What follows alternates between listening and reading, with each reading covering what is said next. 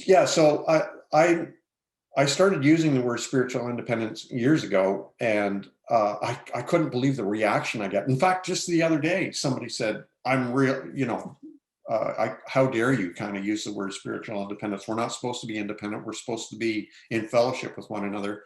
And I keep having to clarify, listen, don't confuse independence with alone, being alone.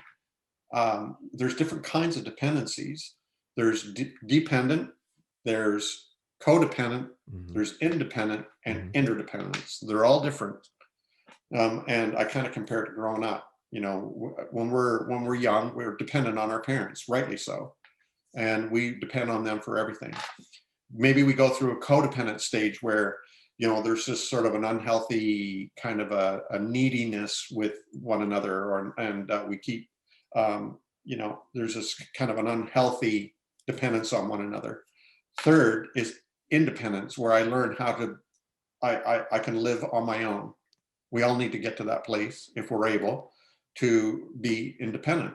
And then we should learn interdependence, how to willingly, voluntarily interact and relate with other people. Those are all different. And none of those require you to be alone. So, like I say with Lisa and I, you know, there have been times when we've kind of gone through this kind of codependent, needy kind of entanglement and enmeshment with one another. We didn't mind at the time. We've always been in love, and we've always enjoyed our relationship. But we needed to learn how to become more independent as human beings, because the healthiest relationships are independent. They're healthy on their own. So I'm a healthy human being on my own. Lisa's a healthy human being on her own. What makes our relationship rich is when we willingly agree to depend on one another. That's interdependence. So we're independent, but we're also interdependent because we want to be, rather than codependent or dependent.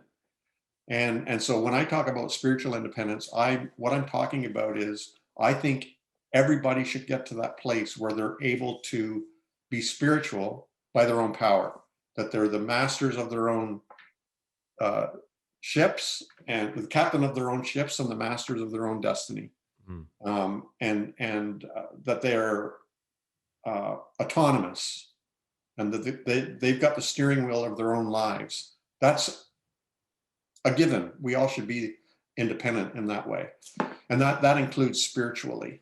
Hmm. Now, does that exclude pastors and priests and imams and masters and spiritual directors and gurus and guides? And no, it doesn't. Right. But I get to choose who my spiritual director is. So I'm a spiritually independent person. I can choose my pastor. I can choose my spiritual director. If I feel they're healthy for me and they're helping me to grow, great.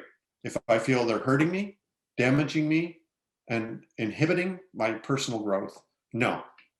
So that's why I talk a lot about spiritual independence. That's why I think some people really appreciate that, and that's why some people don't like it, Yeah. because um, those who believe in spiritual authority and that there should be people who are in control of your life, they don't like that idea of spiritual independence. Right. But I stick to it. I really do believe that everybody should get to that place where they can decide how they want to be spiritual, and that they're in charge of that.